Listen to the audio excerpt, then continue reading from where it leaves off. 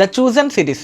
బేసిక్గా Christian ఫిలిమ్స్లో A films తీసుకున్నా, like David కానీ ఇలా కొంతమంది ప్రవక్తలు ఎవరైతే ఉన్నారో బైబిల్లో, ఆ ప్రవక్తలందరి జీవితాల ఆధారంగా కొన్ని సినిమాలు చేశారు కొంతమంది. అండ్ జీసస్ పుట్టుకని అండ్ ఆ ప్రేమని అండ్ ఫైనల్గా సిలువేసే విధానాన్ని అండ్ ఆ రీజరక్షన్ ఏదైతే ఉందో వీటన్నిటిని బేస్ చేసుకుని కొంతమంది కొన్ని సినిమాలు తీశారు. Why the chosen series is so special అంటే it is all about a journey అండి. అది మన కళ్ళ ముందు క్లియర్గా ఉన్నట్టు చూపిస్తున్నప్పుడు వచ్చే ఫీలింగ్ చాలా అద్భుతంగా ఉంటుంది.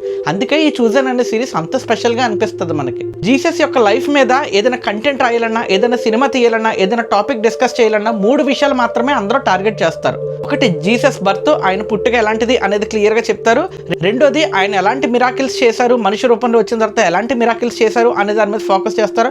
మూడోది ఆయన ఎంత దారుణంగా చంపబడ్డారు మామూలు ప్రజల కోసం, మామూలు ప్రజలు చేసిన పాపాల కోసం. మాక్సిమం ఈ 3 టాపిక్స్ ని కవర్ చేస్తారు అందరూ. బట్ ఈ చూజన్ సిరీస్ లో మాత్రమే వాటన్నిటికీ అతీతంగా జర్నీస్ గురించి డిస్కస్ చేస్తారండి. దట్ వాస్ ఫెంటాస్టిక్ అసలు.